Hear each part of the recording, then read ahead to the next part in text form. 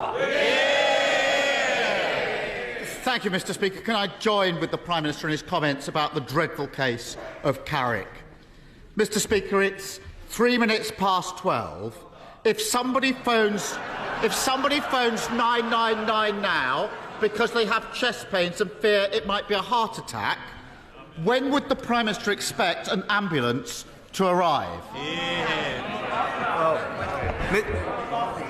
Mr. Speaker, it's absolutely right that people can rely on the emergency services when they need them, and that's why we're rapidly implementing measures to improve the delivery of ambulance times and indeed urgent and emergency care. But I'd say to the honourable gentleman, if he cares about ensuring that patients get access to life-saving emergency care when they need it, why won't he support our minimum safety legislation?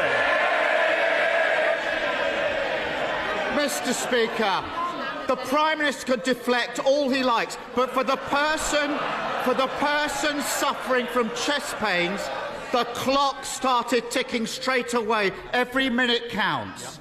That's why the government says an ambulance should be there in 18 minutes. In that case, it would mean just about 20 past 12. Now, I know he doesn't want to answer the question I asked him, so I'm going to ask him again. When will that ambulance arrive? Mr. Speaker, because of the extra funding we're putting in to relieve pressure in urgent and emergency care departments, because of the investment we're putting in ambulance call handling, we will improve ambulance times as we are recovering from the pandemic and indeed the pressures of this winter. But I say to the honourable gentleman again, because he makes my case for me, he describes the life-saving care that people desperately need. So why, when in other countries like France, Spain, Italy and others, why is he depriving people here that care? Mr. Speaker, he obviously doesn't know or doesn't care. I'll tell him.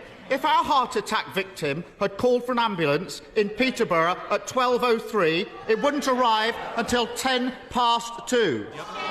These are our constituents waiting for ambulances I'm talking about.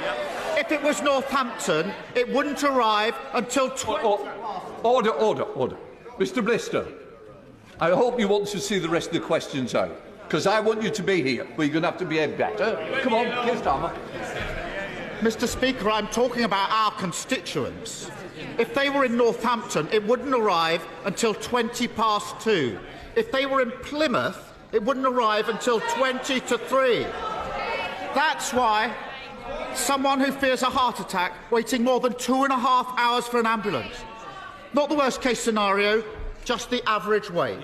So for 1 week, will he stop blaming others, take some responsibility and just admit under his watch the NHS is in crisis, isn't it?